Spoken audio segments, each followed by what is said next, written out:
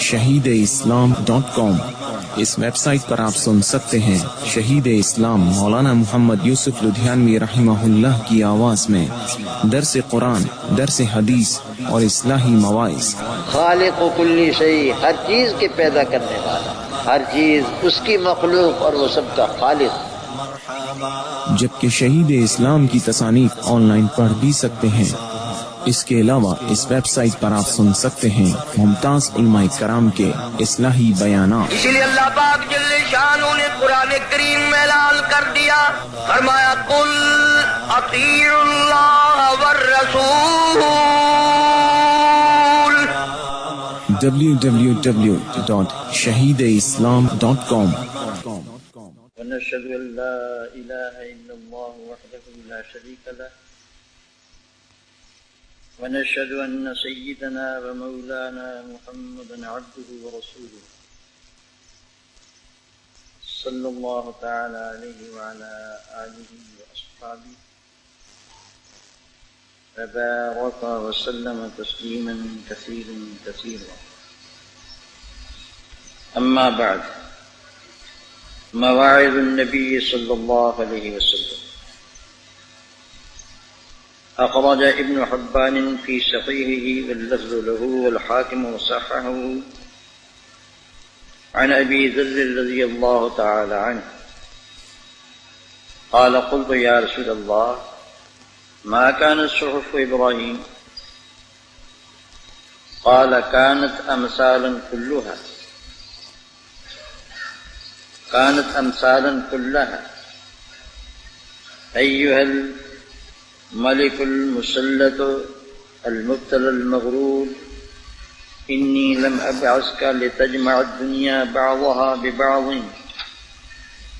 ولكني بعثتك لترد عني دعوة المظلوم فإني لا أردها وإن كانت من كافر. وعلى العاقل ما لم يكن مغلوبا على عقله أن يكون له ساعات، فساعة يناجي فيها ربه، وساعة يحاسب فيها نفسه، وساعة يتفكر فيها في صنع الله عز وجل، وساعة يخلو فيها لحاجته من المطعم والمشرب. وعلى العاقل ألا يكون ضاعنا إلا للصلاة، تزود لمعاد أو مرمة لمعاش أو لذة في غير محرم. وعلى العاقل أن يكون بصيرا بزمانه مقبلا على شانه حافظا للسانه. ومن حسب كلامه من عملي قل كلامه إلا فيما يعنيه. قال قلت يا رسول الله فما كان صحف إبراهيم موسى عليه السلام؟ قال كانت عبرا كلها. عجبت لمن أيقن بالموت ثم هو يفرح، عجبت لمن أيقن بالنهار ثم هو يضحك، عجبت لمن أيقن بالقدر ثم هو ينصب، عجبت لمن رأى الدنيا وتقلبها بأهلها ثم اطمئن إليها، عجبت لمن أيقن بالحساب غدا ثم لا يعمل.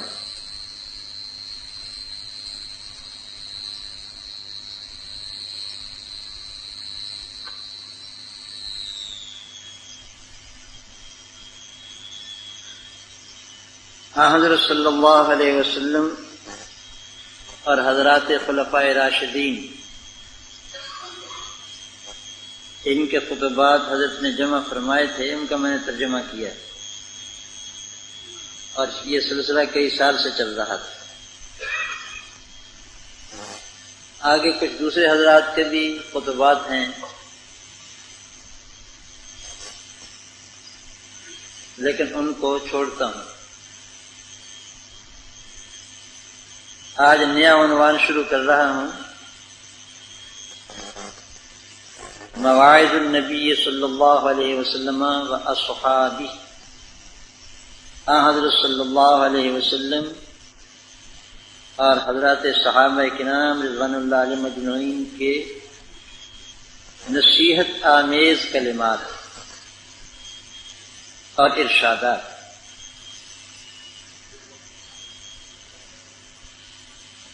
حضرت نے اس باب کا عنوان رکھا ہے باب کیف کان النبی صلی اللہ علیہ وسلم واصحابہ رضی اللہ تعالی عنہم یعظون ویتعظون فی السفر والحضر، یعنی حضرت صلی اللہ علیہ وسلم اور آپ کے اصحاب رضی اللہ تعالی عنہم سفر و حضر میں کس طرح نصیحت فرمایا کرتے تھے اور کس طرح نصیحت حاصل کرتے تھے۔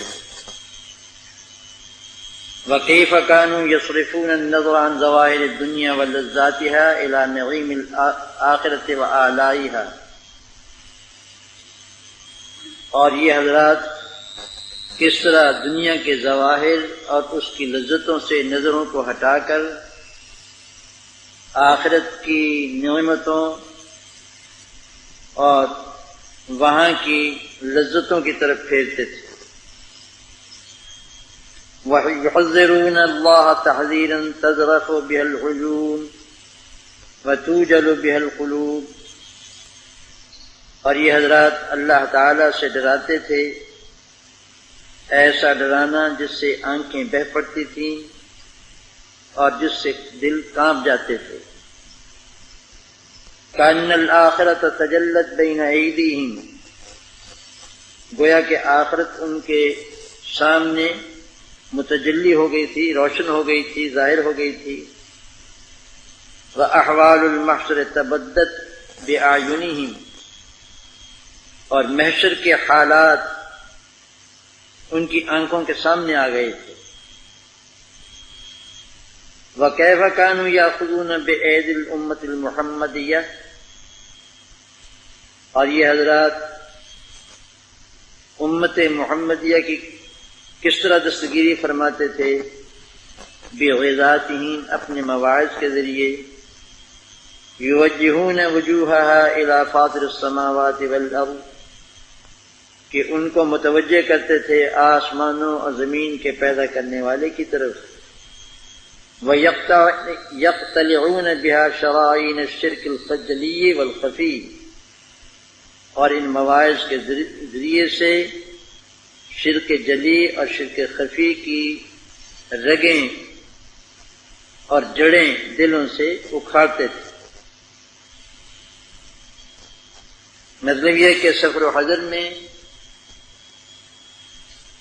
حضرت صلی اللہ علیہ وسلم اور حضرات صحابہ کرام ایک دوسرے کو نصیحت کرتے تھے اور نصیحت پاتے تھے۔ اللہ تعالی کی ذات سے اور اس کے عذاب سے ڈراتے تھے، آخرت کی نعمتوں کو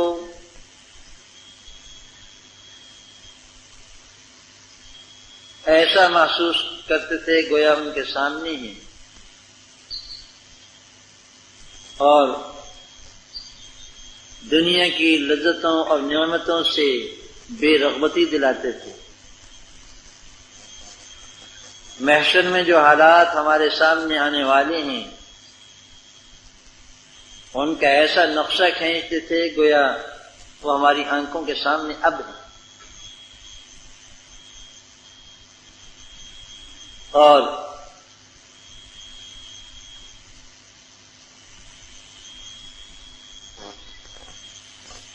ان مواعظ کے ذریعے سے امت محمدیہ کی دستگیری فرماتے تھے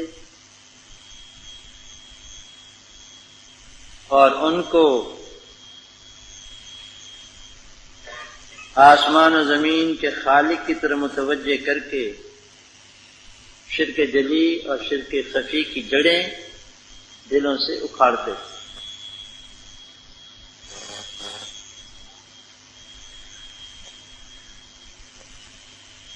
علامہ شعرانی رحمہ اللہ تعالی نے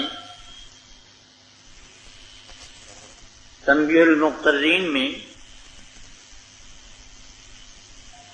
جو اخلاق سلف کے نام سے چھپی ہوئی ہے، اردو ترجمہ اس کا اخلاق نام سے چھپا ہوا ہے، ایک باب مستقل اس پر قائم کیا ہے کہ سلف صالح کا یہ معمول تھا کہ جب وہ ایک دوسرے کے پاس جاتے تھے تو ایک دوسرے سے نصیحت طلب کرتے تھے کہ کوئی نصیحت فرمائے،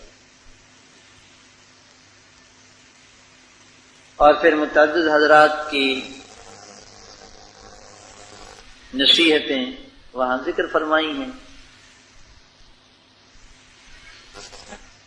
یہاں سب سے پہلے حضرت صلی اللہ علیہ وسلم کے مواعظ ذکر کیا، یعنی آپ کی نصیحتیں، آپ کے ناصحانہ کلمات اور ارشادات۔ اس کے بعد حضرات خلفائے راشدین اور صحابہ کرام کی۔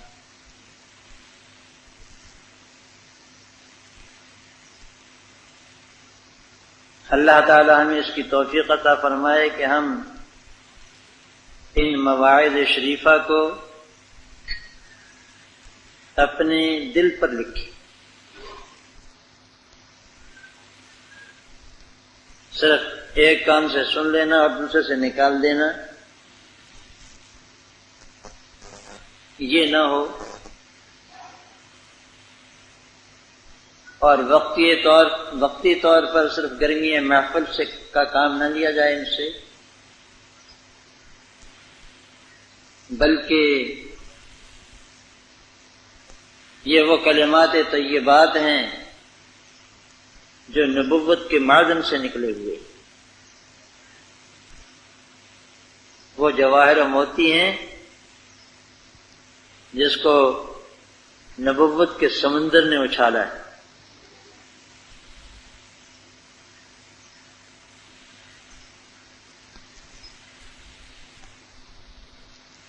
صحیح ابن حبان اور مستدرک حاکم کے حوالے سے نقل کیا ہے کہ حضرت ابو ذر غفاری رضی اللہ تعالی عنہ نے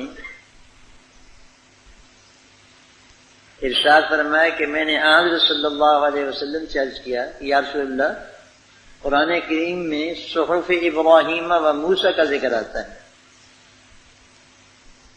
ابراہیم علیہ السلام کے صحیفے اور موسیٰ علیہ السلام کے صحیفے۔ بڑی کتابوں کو کتاب کہا جاتا تھا اور چھوٹی کتاب کو، جس کو رسالہ کہنا چاہیے، صحیفہ کہا جاتا تھا۔ اللہ تعالی نے 4 مشہور کتابیں نازل فرمائی ہیں، توریت، انجیل، زبور اور قرآن کریم، اور 100 کے قریب صحیفے نازل فرمائے مختلف اوقات میں۔ کچھ صحیفے حضرت آدم علیہ السلام پر، کچھ عیسیٰ علیہ السلام پر، کچھ دوسرے انبیاء کرام علیہم السلام پر نازل ہوئے۔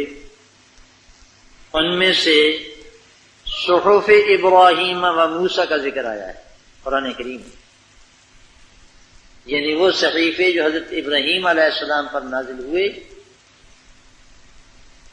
اور وہ صحیفے جو حضرت موسیٰ علیہ السلام پر نازل ہوئے، غالباً توریت سے پہلے یا ہو سکتا ہے کہ بعد میں۔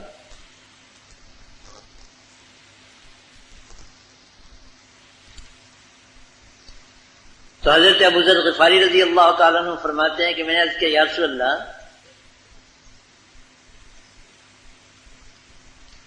حضرت ابراہیم علیہ السلام کے صحیفوں میں کیا تھا؟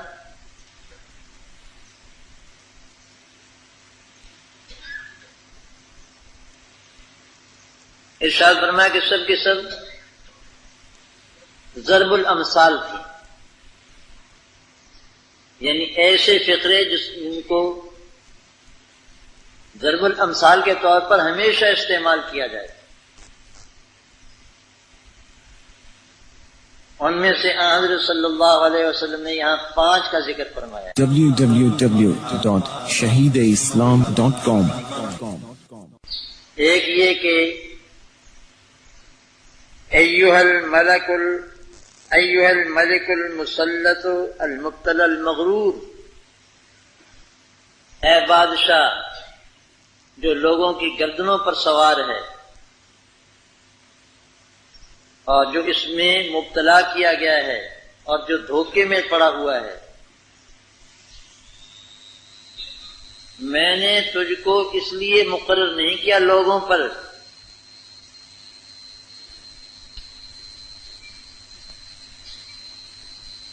کہ دنیا سمیٹتا جائے اور تہیں لگاتا جائے، تجھے تو دنیا میں میں نے حکومت دی ہے، او مغرور، میں نے تجھے اس لیے حکومت نہیں دی کہ دنیا کو جمع کر کے تہ برتہ لگاتا جائے، لتجمع دنیا بعضها علی بعض،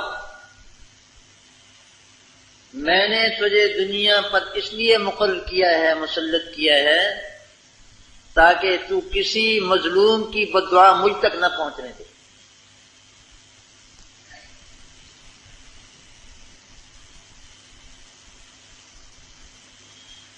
تیری سلطنت میں اور تیرے زیر نگین علاقوں میں ایک بھی مظلوم ایسا نہیں ہونا چاہیے جو بددعا کرے کسی کے لیے اور اس کی بددعا مجھ تک پہنچے، میں نے اس لیے مقرر کیا تھا۔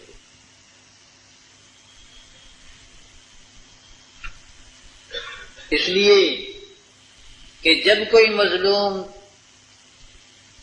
بددعا کرتا ہے تو میں اس کی بددعا کو رد نہیں کرتا، چاہے کافر ہی کیوں نہ کرے۔ اس سے بحث نہیں ہوتی کہ یہ مجھے ماننے والا ہے یا نہیں۔ جب بھی کوئی مظلوم بددعا کرتا ہے میں اس کی بددعا کو رد نہیں کرتا۔ تو یہ پہلی بات تھی جو صحیفہ ابراہیم علیہ السلام نے لکھی تھی۔ بادشاہوں کے لیے دستور العمل،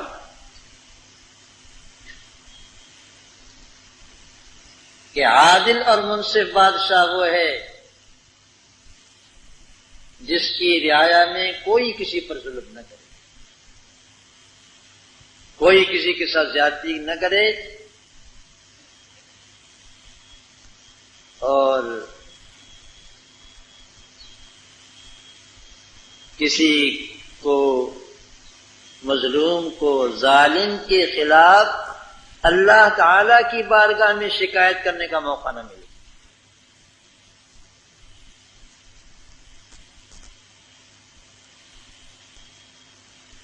حضرت امیر المومنین عمر بن خطاب رضی اللہ تعالیٰ عنہ کا قصہ ہے، رات کو پہرا دیا کرتے تھے،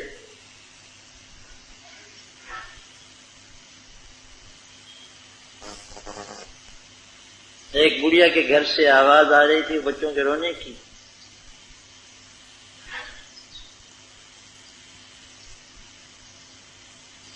حضرت امیر المومنین نے پوچھا کہ یہ بچے کیوں روتے ہیں؟ کہنے لگے بھوکے ہیں۔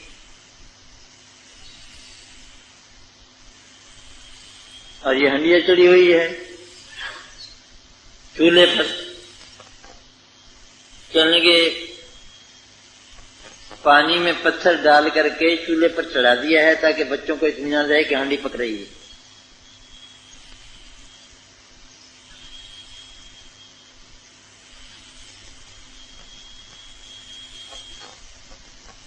اور ان کو اس طرح بہلا بہلا کر کے سلا دوں گی کہ ابھی تیار ہوتا ہے کھانا۔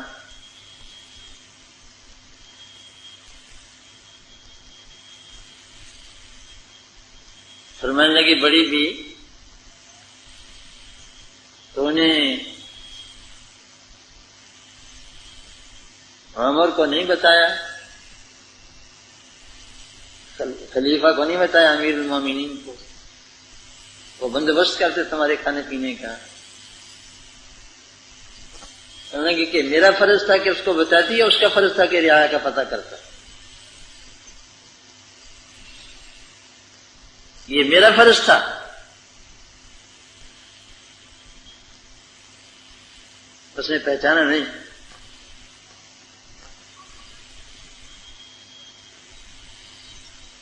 پھر کہنے لگی کہ کل قیامت کے دن اللہ کی بارگاہ میں عمر کی شکایت کرو کہ مدینے میں رہتے ہوئے میرے بچے بھوکے تھے اور اس نے پتہ نہیں کیا۔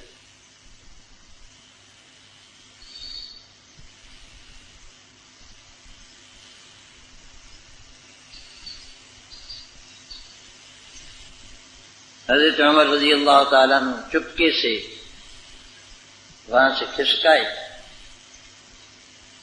بیت المال سے غلے کی اور دوسری ضرورت کی چیزوں کی بوری بھری اور اپنے غلام اسلم سے کہا کہ اس کو میری کمر پر لاد دو۔ اس نے کہا کہ حضور میں اٹھا لیتا ہوں، غلام ہے اپنا، میں اٹھا لیتا ہوں۔ اور من لگے کہ قیامت کے دن بھی اگر بوجھ اٹھا سکو تو اٹھا لو۔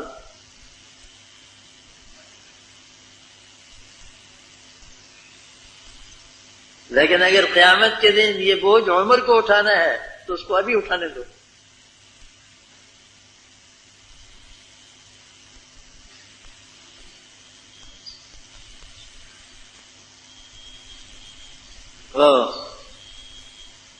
وہاں پہنچے اور ہنڈیے میں وہ چیزیں ڈال کر کے کہ بچوں کے لیے جلدی سے تیار ہو جائے، خود پکانے لگے اور چولہے میں پھونکے لگانے لگے۔ وہ کہتے کہ میں امیر المومنین کی داڑھی میں سے دھواں نکلتے ہوئے دیکھ رہا تھا۔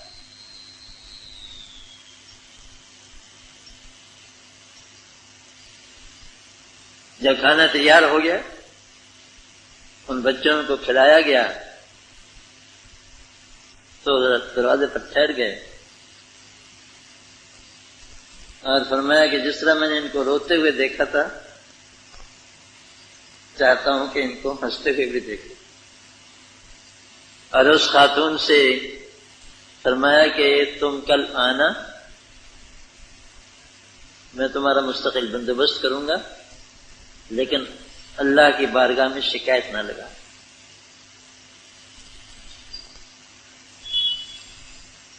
امیر المومنین حضرت عمر رضی اللہ تعالیٰ عنہ کا یہ فقرہ مشہور ہے کہ فرات کے پل پر اگر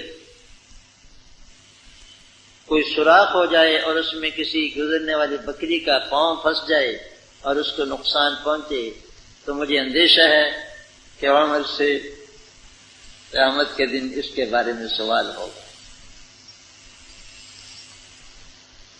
تو ارشاد فرمایا کہ میں نے تجھ کو لوگوں پر اس لیے مسلط نہیں کیا کہ تو دنیا کو سمیٹتا جائے اور اللہ کی مخلوق پر ٹیکس لگا لگا کر ان کی زندگی اجیرن کر دے۔ میں نے تجھ کو اس لیے لوگوں پر مقرر کیا ہے، مسلط کیا ہے، تاکہ کسی مظلوم کی بددعا مجھ تک نہ آنے دے۔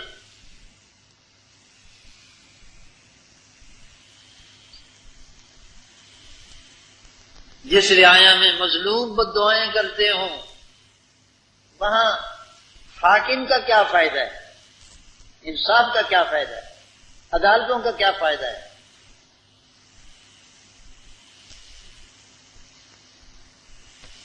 بھاڑ میں جائے سونا جسے ٹوٹے کان۔ جو حکومت مظلوموں کو انصاف نہیں دلا سکتی،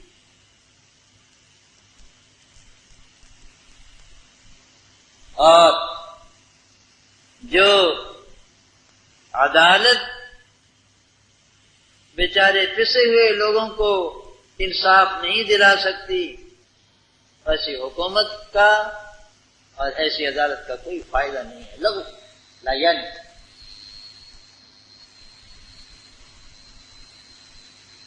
دوسرا فطرہ یہ تھا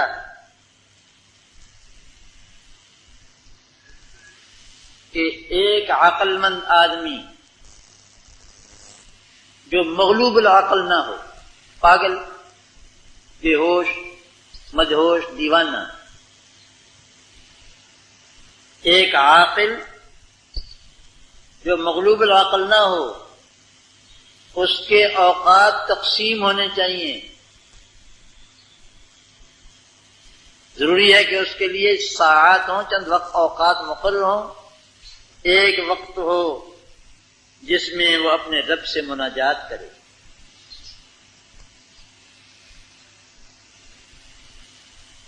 ایک وقت ہو جس میں اپنے رب سے مناجات کرے، عبادت میں اور ذکر الہی میں مشغول ہو، اور ایک وقت ہونا چاہیے یحاسب فیہا نفسہ، جس میں اپنے نفس سے محاسبہ کرے۔ یہ شتر بے مہار تو نہیں چل رہا، ٹھیک ٹھیک چل رہا ہے۔ ایک وقت ایسا ہونا چاہیے جس میں اللہ تعالی کے قدرت کے تماشوں کا مشاہدہ کرے۔ کسی کو نوازتے ہیں تو کیسا نوازتے ہیں، کسی کو پکڑتے ہیں تو کیسا پکڑتے ہیں، آسمانوں کو کیسی بلندی عطا، آسمانوں کو کیسی بلندی عطا فرمائی، اور زمین کا بچھونا کیسا بچھایا، پانی کو کیسی چیز اللہ نے بنائی، اور پانی کا نظام اللہ تعالی نے کیسا جاری فرمایا، وغیرہ وغیرہ۔ اللہ تعالیٰ کے جو معاملات اپنے بندوں کے ساتھ ہیں ان پر غور کرتا رہے، اور نہیں تو اپنے ساتھ جو معاملات ہیں اللہ تعالیٰ کے انہی پر غور کرتا رہے۔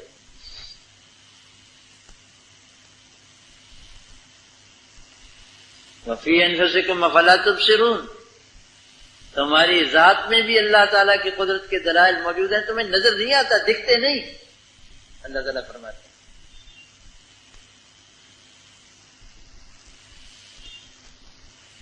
اور ایک وقت ایسا ہونا چاہیے کہ جس میں وہ اپنی بشری حاجتیں پوری کریں، کھانے کی، پینے کی، پہننے کی اور دوسرے حوائج زندگی، اس میں مشغول ہو۔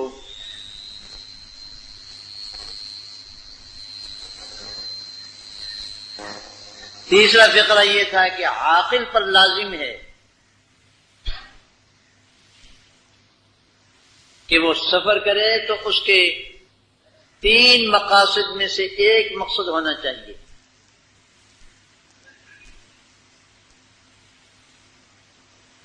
تزود لمعاد، اپنی آخرت کے لیے توشہ بنانا مقصود ہے، سفر آخرت ہے، صرف حج کا سفر ہے، عمرے کا سفر ہے، کسی اللہ کے مقبول بندے کی خدمت میں جانے کے لیے سفر ہے، والدین کی زیارت کے لیے سفر ہے،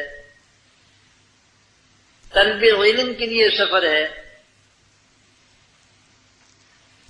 دعوت اللہ کے راستے میں نکلنے کا سفر ہے، جہاد فی سبیل اللہ کا سفر ہے، وہ سفر جو اس کے لیے توشہ آخرت بنے۔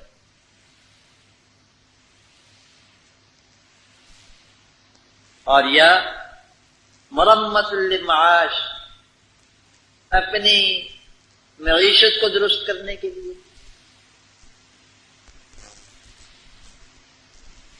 اور لذت فی غیر محرم، یا کسی ایسی چیز کی لذت کے لیے جو حرام اور ناجائز نہ ہو. www.shahideislam.com کی کوئی گنجائش نہیں.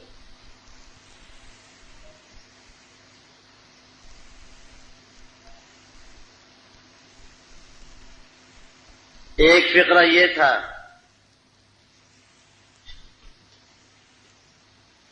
عاقل کے ذمے لازم ہے کہ وہ اپنے زمانے کو نظر غبرت سے دیکھنے والا ہو، اپنے گرد و پیش کے حالات سے آنکھیں بند نہ کرے،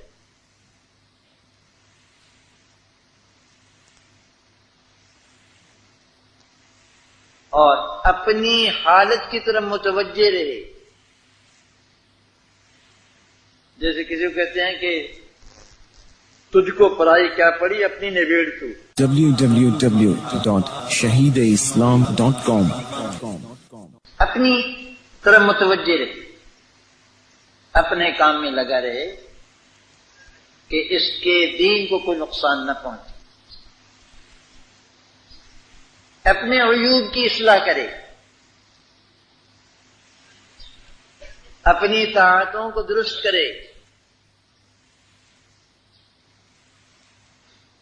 اور حافظ للسانی، اپنی زبان کا محافظ.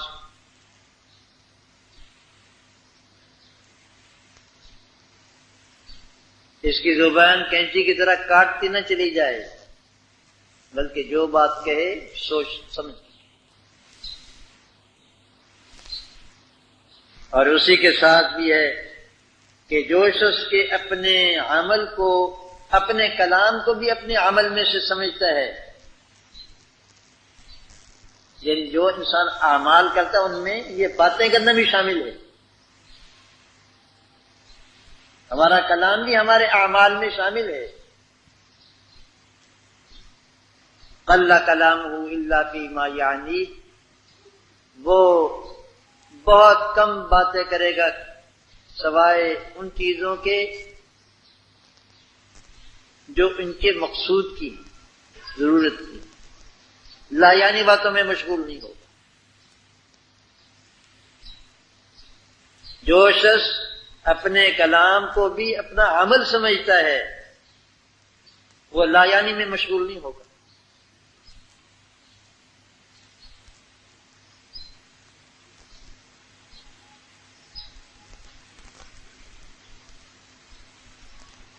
یہ 5 فقرے تھے صحف ابراہیم کی علیہ الصلوۃ والسلام. ابو ذر کہتے ہیں میں نے کہا یا رسول اللہ، موسیٰ علیہ السلام کے صحیفوں میں کیا تھا؟ فرمایا کہ ساری کی ساری عبرت کی باتیں تھیں. چنانچہ 5 فقرے اس کے ذکر فرمائے.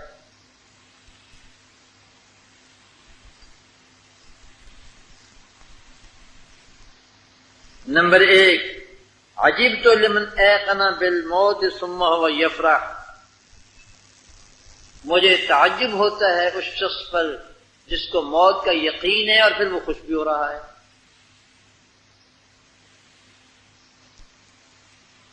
واقعی تعجب کی بات ہے.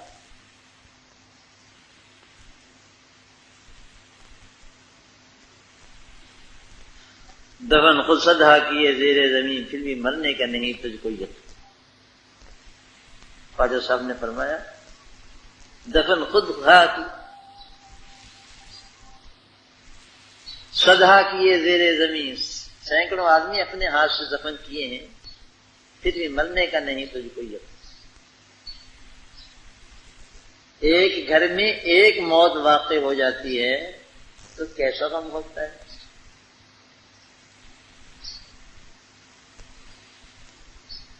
آپ کے گھر میں خدا نخواستہ ایسا حادثہ ہو جائے تو آپ رقص و سرود کی محفلیں سجائیں گے؟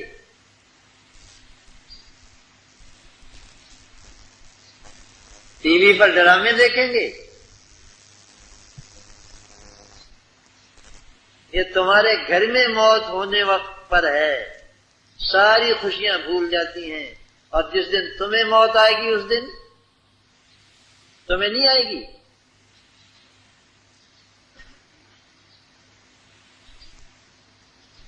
اگر ہمیں اپنی موت کا یقین ہو اور موت پیش نظر رہے تو پھر یہ خوشی بیکار ہو جائے، جاتی رہے ہماری، دنیا کی کسی چیز سے ہمیں خوشی نہ ہو۔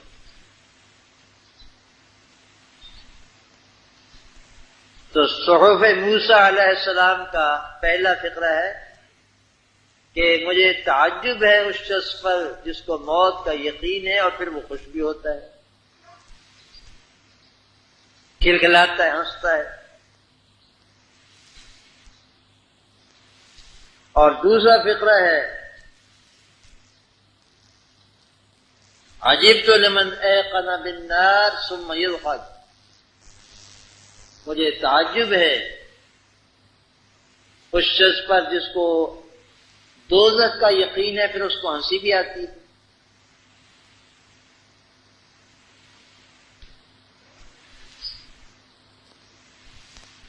کوئی سانپ یا کوئی درندہ منہ کھولے کھڑا ہو اور ہڑپ کرنا چاہتا ہو، اس بیچارے کے پاس بچنے اور بھاگنے کی کوئی شکل نظر نہ آتی، اس وقت یہ کیا ہی لگائے گا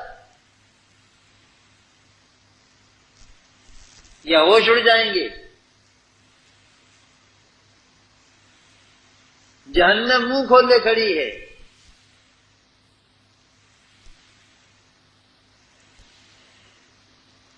اور وہ قیامت کے دن تو آواز دے گی، یوں گویا یوں کہو کہ اب اس کی آواز کان میں آ رہی ہے کہ حل من مزید، کوئی ہے؟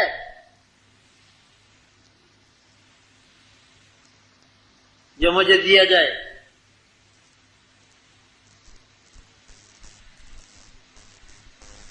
جہنم اپنی شعلہ سامانیوں اور اپنے تمام عذابوں اور تمام اپنی بدبوؤں اور تمام دکھوں اور ماروں کے ساتھ اس وقت موجود ہے۔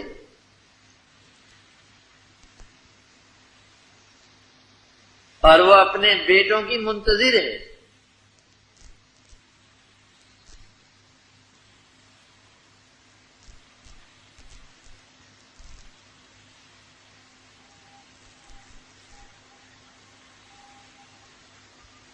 تو تعجب ہے اس شخص پر جس کو دوزخ کا یقین ہے، اس کے باوجود وہ ہنستا بھی ہے۔ اور اس کا تیسرا فقرہ تھا عجبت لمن ایقن بالقدر ثم ينصب، مجھے تعجب ہے اس شخص پر جس کو تقدیر الہی کا یقین ہے اور پھر وہ پریشان ہوتا ہے، تھکتا ہے۔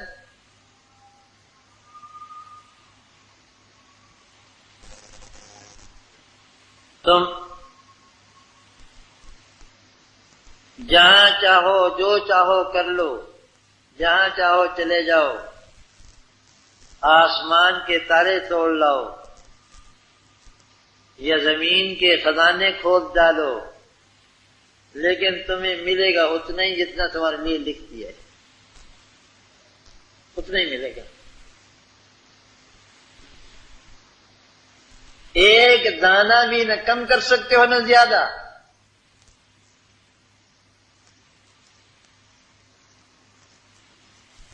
جس شخص کو تقدیر پر ایمان نہ ہو وہ تو اپنے آپ کو مشقت میں ڈالے کہ میرے کرنے سے ہوگا،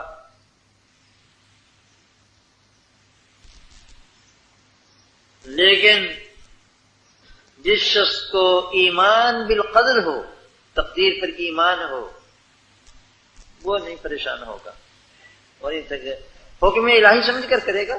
حکم کرو، ہاتھ ہلاؤ، ہلائے گا۔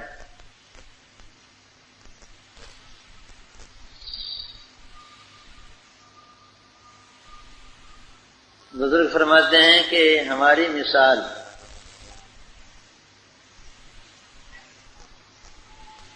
اور تقدیر کی مثال ایسی ہے جیسے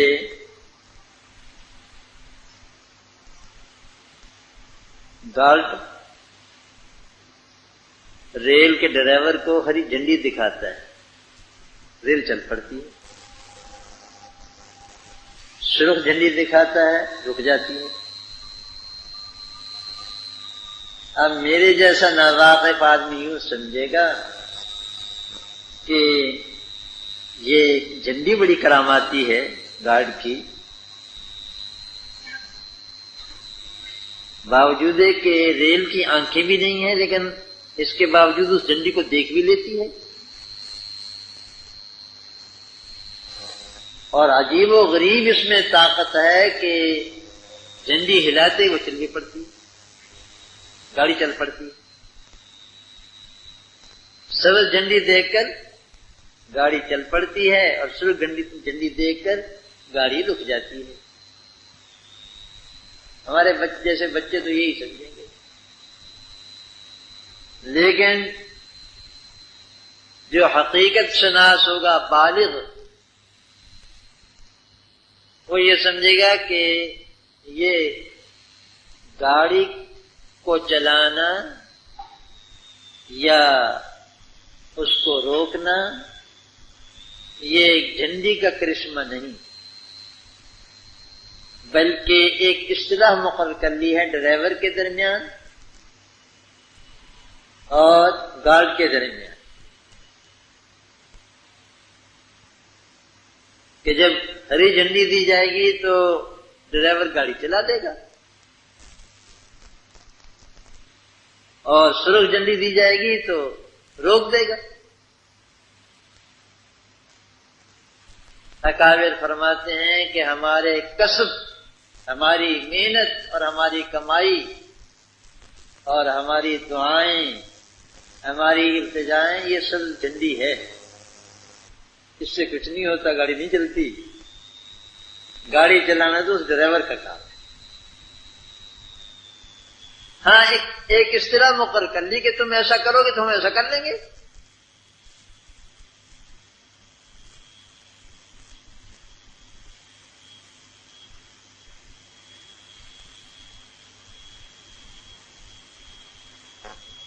الا ان نفسا لن تموت حتى تستكمل رزقها۔ حضرت صلی اللہ علیہ وسلم نے ارشاد فرمایا کہ روح الامین نے میرے دل میں یہ بات القاء فرمائی ہے کہ کوئی نفس مرے گا نہیں جب تک کہ اپنی روزی کو پورا نہیں کر لیتا۔ جتنی لکھوا کے لائے ہو ایک ایک تل کے برابر روزی تمہیں پوری دی جائے گی، ممکن ہی نہیں کہ تم مر جاؤ اس سے پہلے۔ ہرگز نہیں مرے گا کوئی شخص جب تک کہ اپنی مقدر روزی کو پورا نہیں کر لیتا۔ فَأَجْمِلُوا فِي الطَّلَبِ وَتَوَكَّلُوا عَلَيْهِ، سو تم رزق کے تلاش کرنے میں ذرا خوبصورتی سے کام لو، غلط کام نہ کرو۔ ایک صاحب میرے پاس آئے، پرسوں کی بات ہے، کہیں گے کہ ایک صاحب ایسے اس کے منہ سے نکل گیا، مغرب کی نماز پڑھ کے آئے تھے ابھی کہ عشاء کا وقت ہو گیا، اذان ہو گئی، کہنے گے نمازیں ہی نمازیں رہ گئی، کہنے گے اس سے کافر تو نہیں ہوا؟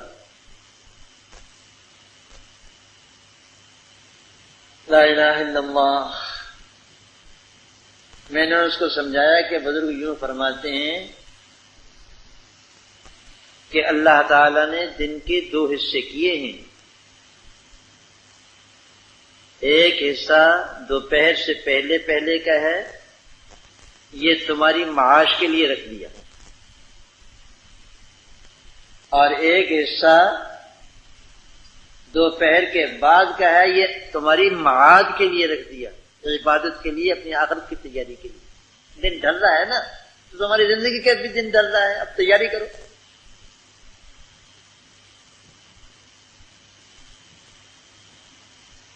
یہی وجہ ہے کہ اللہ تعالیٰ نے فجر کی نماز کے بعد دوپہر تک کوئی عبادت مقرر نہیں فرمائی، اور دوپہر کے بعد سے لے کر سونے تک 5 نمازیں مقرر کر دی۔ حق تو یہ تھا کہ دوپہر سے لے کر سونے تک مسجد ہی میں رہتے، جیسے کہ دکان پر رہے تھے۔ فجر کے بعد سے لے کر دوپہر تک دکان پر تھے دنیا کمانے کے لیے۔ اب دوپہر کے بعد سونے تک مسجد میں رہو، اس دکان پر رہو، یہ آخرت کمانے کی دکان ہے۔ لیکن اللہ تعالی نے ہمارے ضعف کی رعایت کرتے ہوئے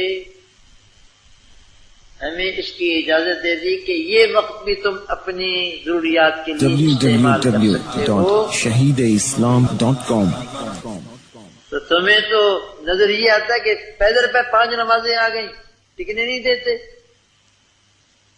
تمہیں اس پر شکر کرنا چاہیے، تمہیں گھر جانے کی اجازت دیتے۔ ٹھیک بات ہے نا؟ اس پر اللہ تعالیٰ کا شکر کرنا چاہیے کہ ہماری آخرت بھی بنا رہے ہیں اور گھر جانے کی اجازت بھی دے رہے ہیں، کام کرنے کی بھی اجازت دے رہے ہیں۔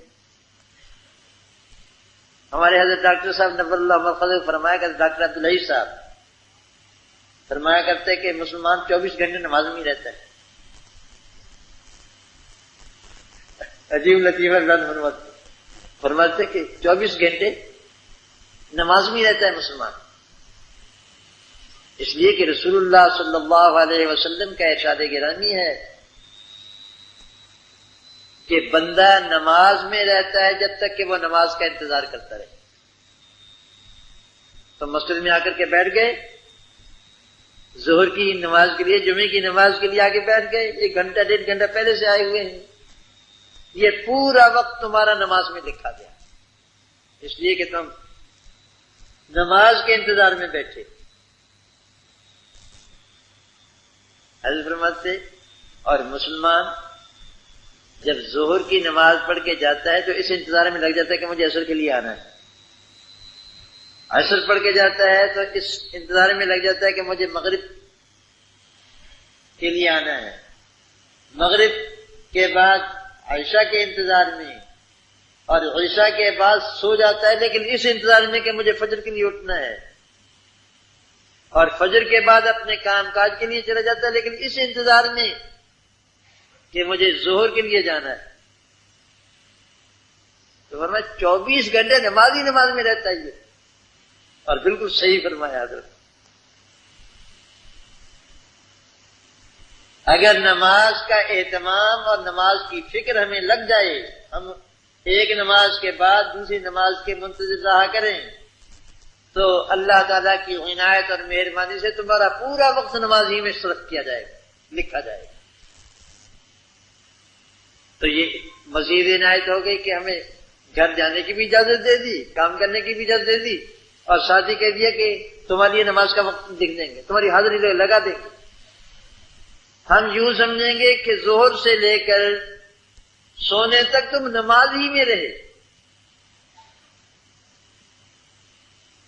تو جائے تعجب ہے کہ نماز کے جلدی جلدی آنے پر تو تعجب کرتے ہو، لیکن اس عنایت پر تعجب نہیں کرتے۔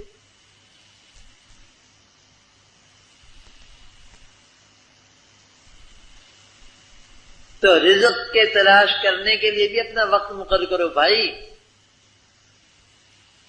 صبح سے لے کر اٹھنے سے لے کر سونے تک اگر رزق ہی رزق کے پیچھے لگے رہو گے تو آخرت کب بناؤ گے؟ اپنے اوقات تقسیم کرو، رزق تمہیں ملے گا۔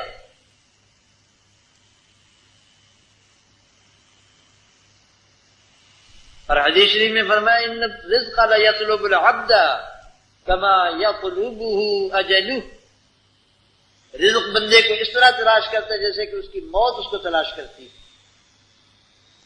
تم کسی جگہ بھی چھپ جاؤ، موت وہاں ضرور پہنچے گی، اینما تکونوا یدرککم الموت ولو کنتم فی بروج مشیدہ، قرآن کریم میں ہے۔ تم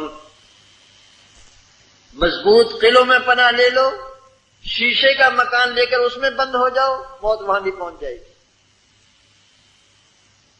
جہاں ہوا کا گزر نہیں وہاں موت پہنچ جاتی ہے۔ تو جہاں جہاں موت پہنچ سکتی ہے، حضور صلی اللہ علیہ وسلم فرماتے ہیں رزق بھی وہاں پہنچے گا۔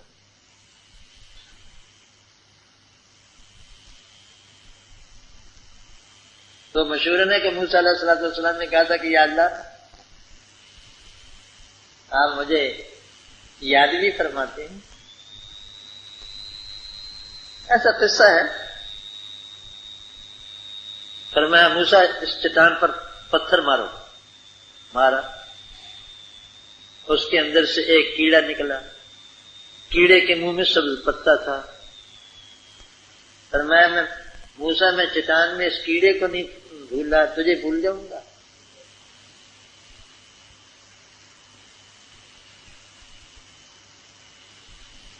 اللہ تعالیٰ تو نہیں بھولتی، کسی بندے کو نہیں بھولتی۔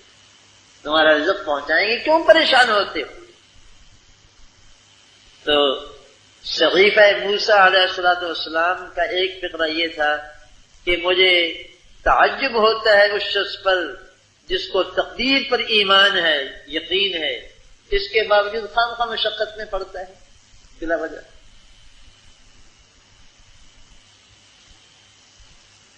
اور وقت ختم ہو گیا، پھر سے انشاءاللہ۔ وآخر دعوانا الحمدللہ رب العالمین۔ بس جو فوت ہو چکے ہیں اللہ تعالیٰ ان کی بخشش فرمائے، جو بیمار ہیں اللہ تعالیٰ ان کو صحت عطا فرمائے، جو حاجت مند ہیں اللہ تعالیٰ ان کی حاجتیں پوری فرمائے، اور اللہ تعالیٰ ہر ایک پریشانی سے نجات عطا فرمائے۔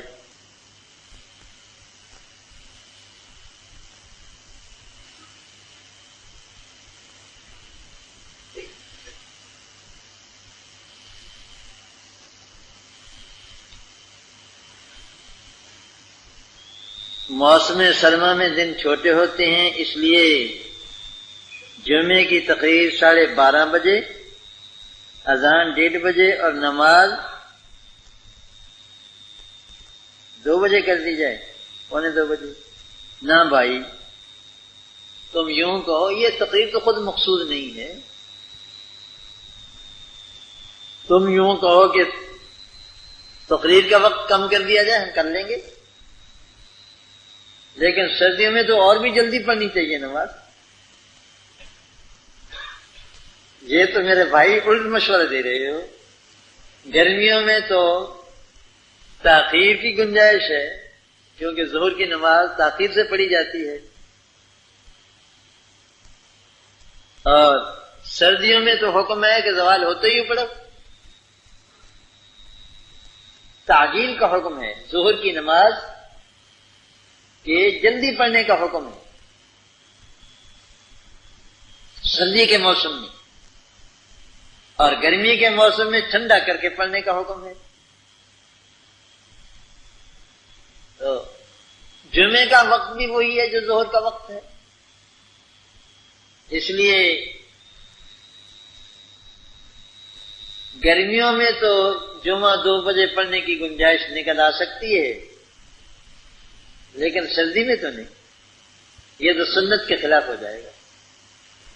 ہاں اگر چاہو تو ہم تقریر تھوڑی کر لیں گے۔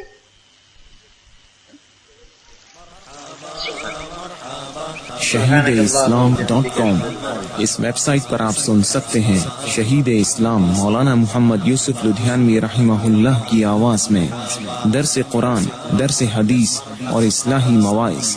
خالق و کلی شیء، ہر چیز کے پیدا کرنے والا، ہر چیز اس کی مخلوق اور وہ سب کا خالق۔ جبکہ شہید اسلام کی تصانیف آن لائن پڑھ بھی سکتے ہیں۔ اس کے علاوہ اس ویب سائٹ پر آپ سن سکتے ہیں ممتاز علماء کرام کے اصلاحی بیانات۔ اسی لیے اللہ پاک جل شانہ نے قرآن کریم میں اعلان کر دیا، فرمایا قل اطیعوا اللہ والرسول۔ www.shahideislam.com